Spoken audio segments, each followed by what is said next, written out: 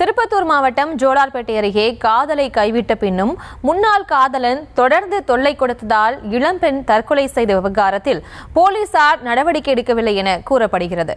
இதனை கண்டித்து உறவினர்கள் சாலை மறியலில் ஈடுபட்டனர். இது தொடர்பான மேலும் விவரங்களோடு இணைகிறார் எமது செய்தியாளர் நித்யானந்தன். வணக்கம். மேலும் விவரம்.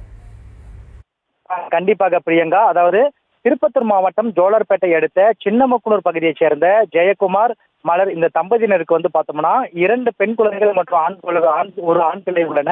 இதில் மூத்த பெண்ணான வினிஷ்கா என்பவர் அதே பகுதியைச் சேர்ந்த மாதேஷ் என்பவர் பள்ளி பருவத்திலிருந்தே காதலித்து வந்ததாக கூறப்படுகிறது. இந்த நிலையில வினிஷ்கா தற்போது பர்கூர் பகுதியில் உள்ள கல்லூரியில 3ஆம் ஆண்டு படித்து வராரு.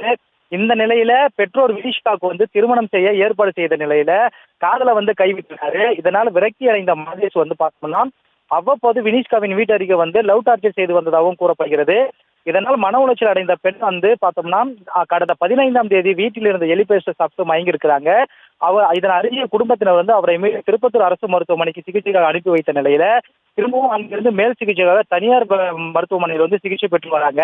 இந்த நிலையில பார்த்தோம்னா இன்று வினிஷ்கா உயிரில் இருக்கிறாங்க. இதுக்கு காரணமான மாதேஷ் மீது நடவடிக்கை எடுக்கணும்னு ஜோலார்பேட்டை காவல் நிலையத்தில் உறவினர்கள் புகார் கொடுக்குறாங்க.